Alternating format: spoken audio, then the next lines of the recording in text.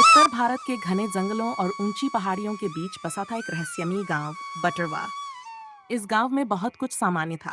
बैलगाड़ियां, मिट्टी के घर, चौपाल पर ताश खेलते बूढ़े और खेतों में पसीना बहाते किसान।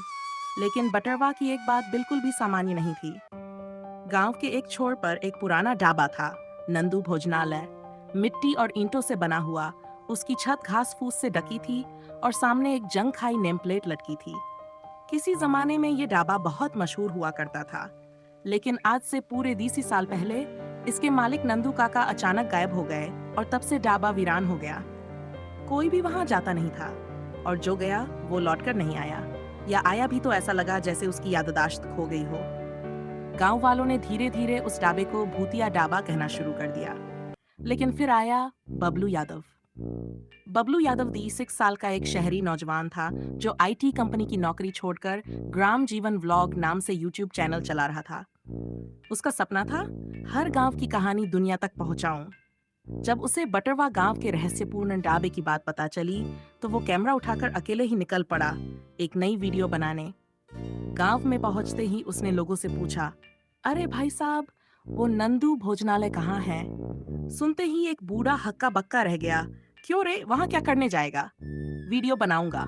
सुना है वहां खाना अपन आप बनता है। बूढ़े ने डरते हुए कहा, बेटा वहां जो खाना खाता है वो इंसान नहीं रहता, कुछ और बन जाता है। बबलू मुस्कुराया, अरे चाचा, डरे बिना वीडियो थोड़े न वायरल होता है। अगली सुबह वह अपने कैमरे, माइक्रोफोन और पावर बैंक के साथ ढाबे की ओर बढ़ गया।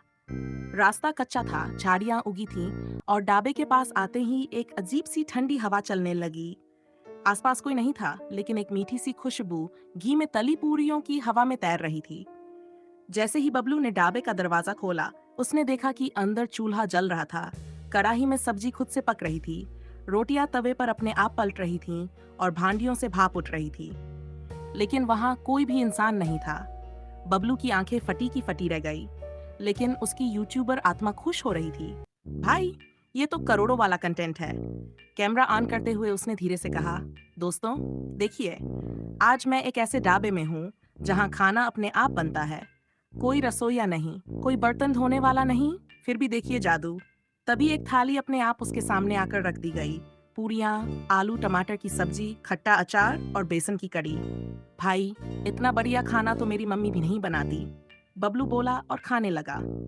पहला निवाला खाते ही उसके चेहरे पर एक अलग सी चमक आ गई।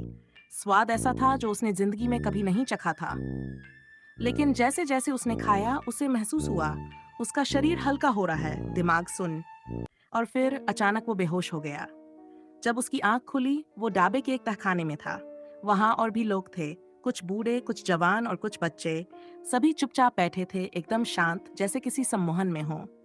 तभी एक बूढ़ी औरत सामने आई, सफेद साड़ी, लंबा घूंघट और आंखों में भयानक चमक।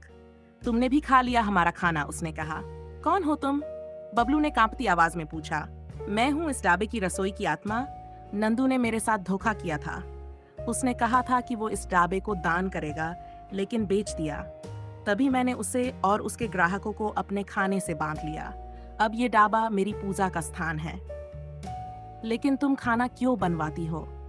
जो भी भूख से परेशान होकर इस ढाबे में आता है, मैं उसे खाना खिलाती हूँ, लेकिन बदले में उसकी आत्मा ले लेती हूँ और वो यहाँ कैदी बन जाता है, हमेशा के लिए।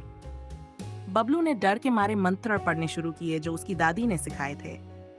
भक्षण शुद्धन रक्ष रक्ष महाकाली, वह चिल्लाया। ढाबा कांपने लगा, बर्तन टूटने लगे और वो औरत चीखने लगी, नहीं, ये मंत्र नहीं। जैसे ही बबलू ने मंत्र दोहराया, ढाबा भरभरा कर गिर गया। तहखाना खुल गया और सभी कैदी बाहर निकलने लगे। सबकी आंखों में फिर से होश आ गया। गांव वालों ने दौड़कर बबलू को उठाया, उसे पानी पिलाया और सबने मिलकर ढाबे की राख पर नमक छिड़का ताकि कोई आत्मा फिर न लौटे। बबलू का वीडियो रातों रात वायरल हो गया। Real haunted dhaba where food cooks itself, 5 crore views और चैनल को सिल्वर बटन मिल गया। लेकिन कहानी यहीं खत्म नहीं होती। 6 महीने बाद दिल्ली के एक पॉश इलाके में बबलू ढाबा नाम से एक रेस्टोरेंट खुला। लोग खाने आए और एक ग्राहक ने पूछा, भाई साहब, इतना टेस्टी खाना कौन बनाता है? बबलू मुस्कुराया और बोला, कभी बटरवा गांव सुना है? तभी किचन के अंदर से खुद चलती बेलन की हल्की सी आवाज आई,